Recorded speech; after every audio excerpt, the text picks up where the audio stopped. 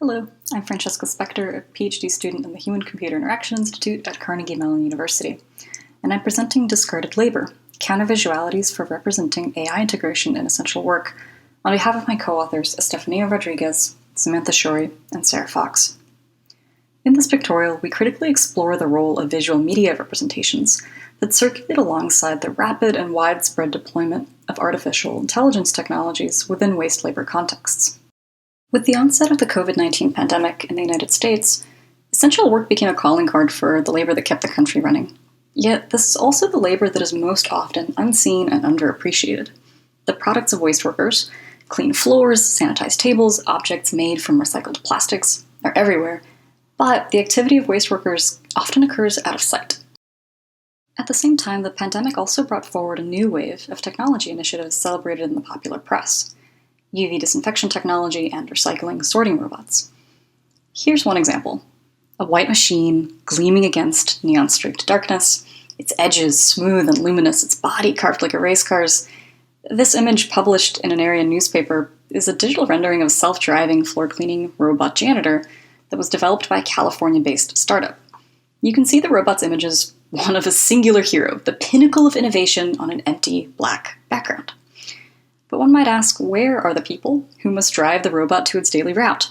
Where are those who clean the robot, maintain its circuits? Where are those who continue to perform the janitorial duties that this robot hasn't mastered?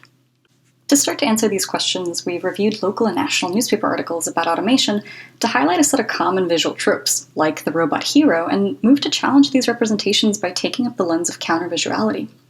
Our analysis reveals that press photographs tend to focus on machines and the decision-makers who champion them, while overlooking the work that it takes to actually integrate technology on the ground. At the heart of this work is a commitment to rewriting these narratives as part of design justice. We follow Sasha Costanza-Chock's assertion that attribution and attention are important benefits of design processes, and they should be equally distributed. In this pictorial, we acknowledge the ways in which press photographs play an important role in molding public conception around essential work, and in particular how they may distract from the realities of essential work. To first examine existing representations of waste labor and AI, we sourced images from an exhaustive list of news articles published in the US over the last 5 years. We focused on airport sanitation and recycling sorting technologies, and hand-coded each image for relevance. In a resulting collection of news photos, we identified a few patterns. Images of disembodied hands were recurrent and prominent in our dataset. As a trope, these images use the visual language of advertisements to center the product, in this case always a technological artifact, while eliminating most identifying characteristics of who is performing the action. We also found that executives were commonly the subject of portraits. Rather than interacting directly with waste, they're depicted as overseers. The images of executives stand in stark contrast to those of workers in action, suited up in protective gear such as gloves, hard hats, as they sort through trash or sanitize surfaces. Workers' activity is contextualized, and to some extent humbled by expansive spaces waiting to be cleaned and oncoming piles of trash. Finally, we see robot profile images which feature machines as the solo central figure. Photojournalism customarily shies away from shots where people are not present, as they're often what makes images visually engaging, so these photographs of the machinery and robots alone are somewhat of an anomaly, a deliberate choice to present the robot as the main character of these articles. Some of the time, these images are shiny 3D renderings as opposed to actual photographs of built objects, which means that whether or not these innovations come to market, staged photographs and renderings in the popular press tell corporate consumers that these technologies are crucial to staying with the times. The result is cyclical hype around products which may ultimately be impractical, useless, or even harmful. To start to tell a different story, we draw on the technique countervisualities from the interdisciplinary field of visual culture, sociology, and media studies. In The Right to Look, visual culture scholar Nicholas Mirzoff writes, "The choice is between continuing to move on and authorizing authority, or claiming that there is something to see and democratizing democracy." Literary scholar and historian Saidiya Hartman, for example, cuts through the criminalized depictions of wayward black women in the cities of New York and Philadelphia at the turn of the 20th century to show how they experimented with agency and personhood. In her retelling of Black lives in the wake of slavery, she recuperates histories that are unaccounted for in the archive.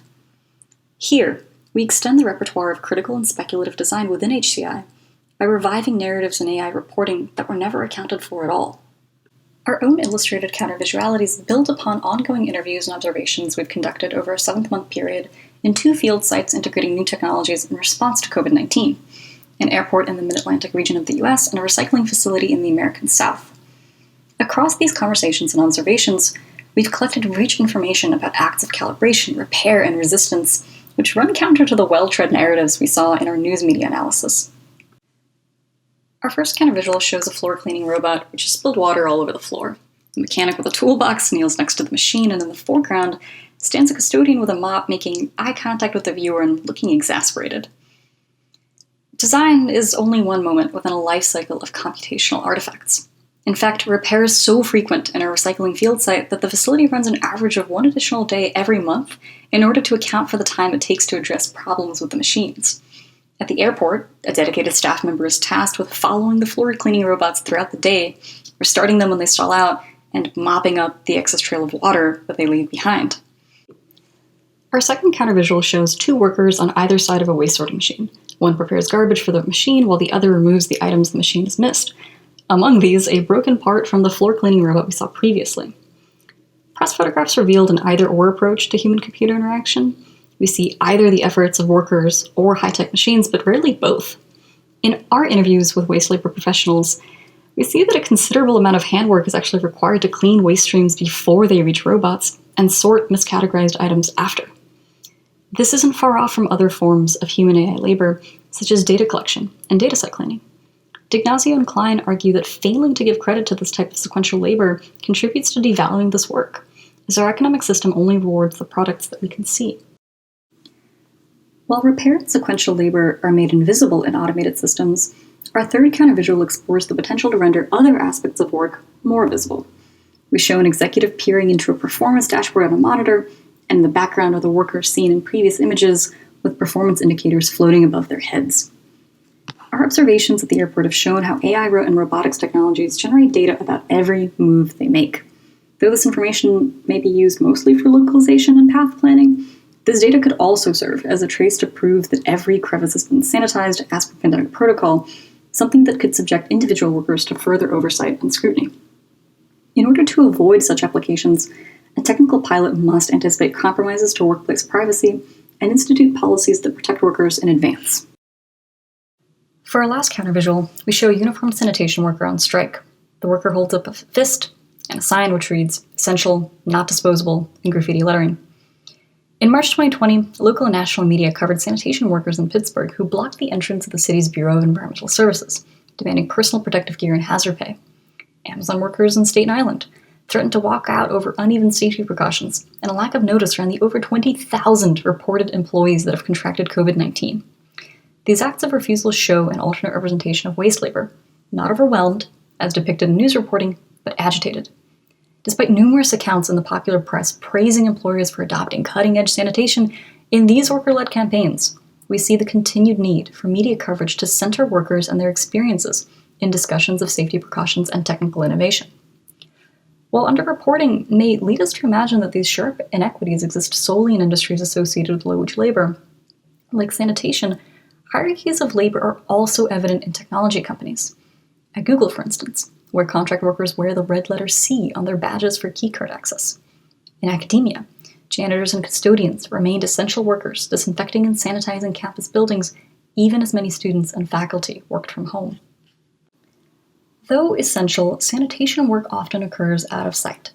Bathrooms are cleaned behind yellow wet floor signs, and empty bottles disappear from curbside recycling bins overnight.